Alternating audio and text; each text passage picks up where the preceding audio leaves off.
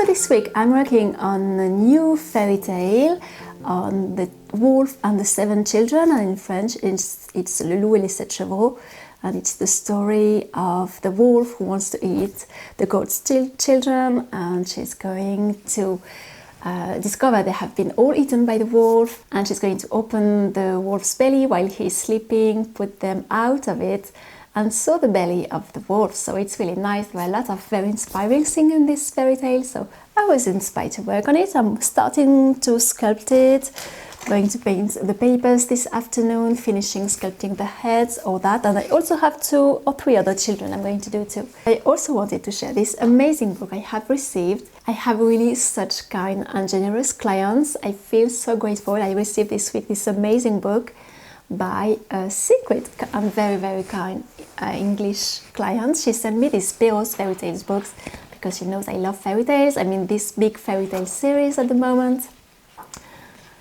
And it's such a beautiful book. Look at all these colors, these beautiful patterns, these drawings, which are so nice. The style is really beautiful and inspiring and funny. I love that. I love the pictures.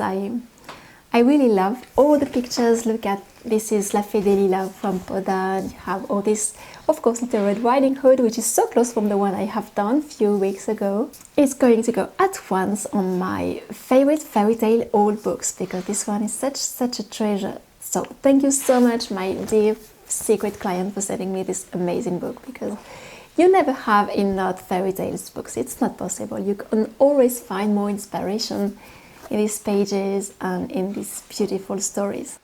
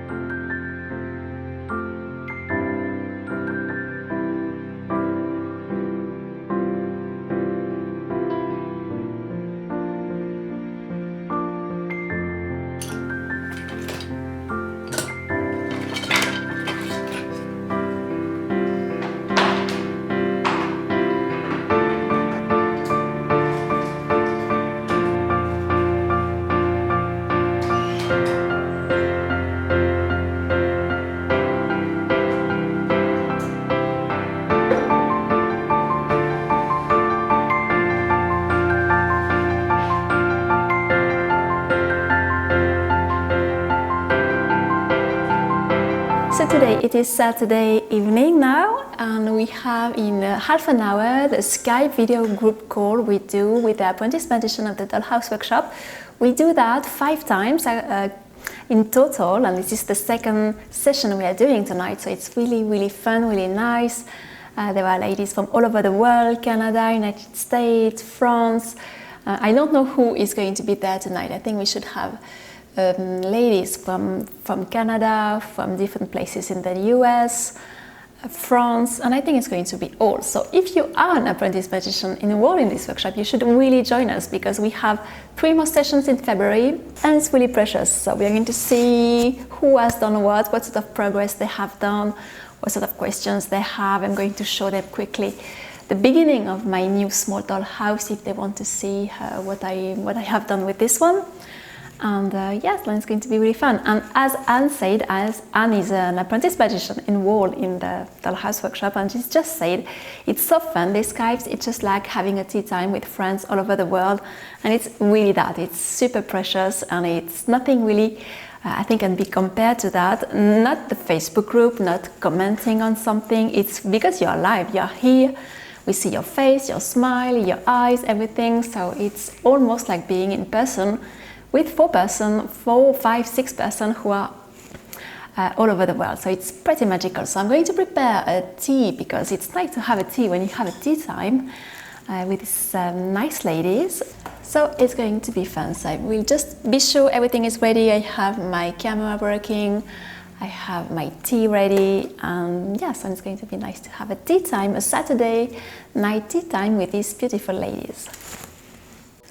And after the biography of Charles Dickens, which I enjoyed very, very much, I'm listening now to Jane Austen at Home. And it's really a nice book to listen to at the moment. I'm working on the furniture for my home, also starting a new dollhouse, so there were a lot of things about homes, and I love Jane Austen, of course, so I'm quite happy about this biography, which focuses a lot on domestic details and all the practical things that you don't often have in biographies. So I really, really recommend this one if you love the 19th century, Jane Austen, the English literature, all that. I really, really recommend it. It's such a nice book, and I love listening to that while I'm working on my goats and my dollhouse.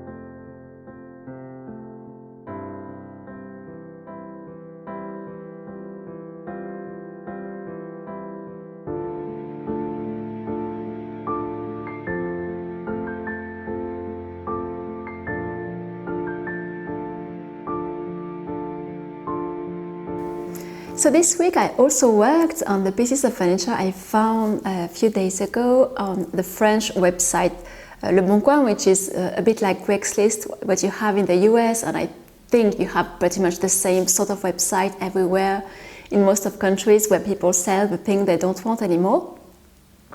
So I found a good robust table for my studio, and I'm super excited about it. The thing is, when it was delivered to me, it was very funny because it was sold by a student who lived in the other side of the city, and I just told him that I couldn't fetch the table as I don't have a car, so if he wanted to sell it, he should deliver it to me.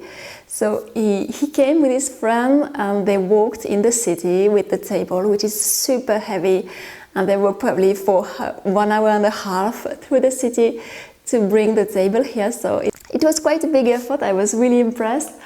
I started to clean it completely, to strip the paint, and to apply a lot of layers of cellophane, this chemical product to kill the possible bugs, wood bugs that could be hidden inside, because it's quite a very old table.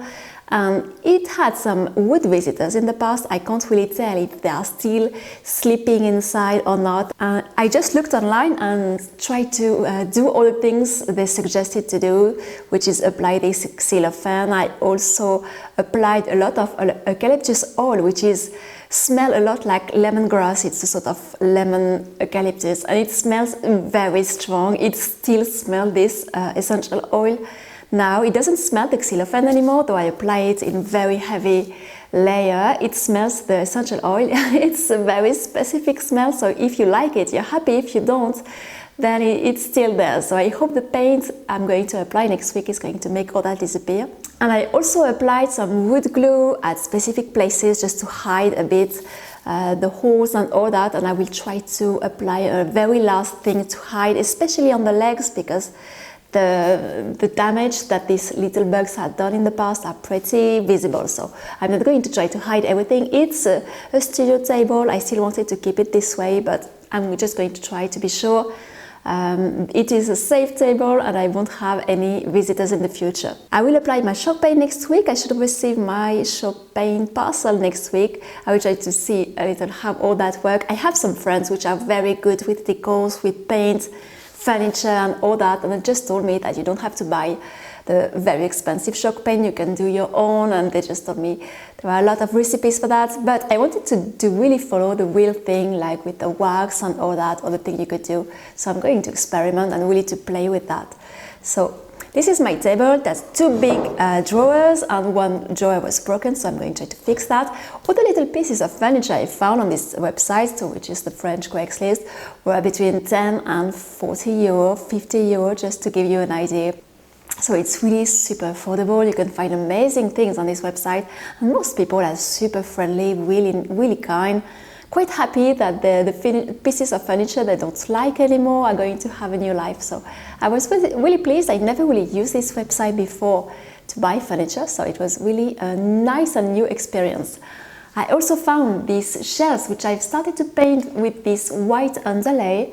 I'm going to also paint it in green, because in my studio most of my furniture are going to be probably green, because my wallpaper is going to be purple. I will come back into all the details of my studio furniture in my studio series. So you will see everything, how the furniture turned out with the paint and all that. I also found my chairs, but I'm going to show you really all that in my studio series. I also found these chairs behind me. The only thing is one has a little a problem on the back of the chair, which I'm going to try to solve and to fix. But I quite like them.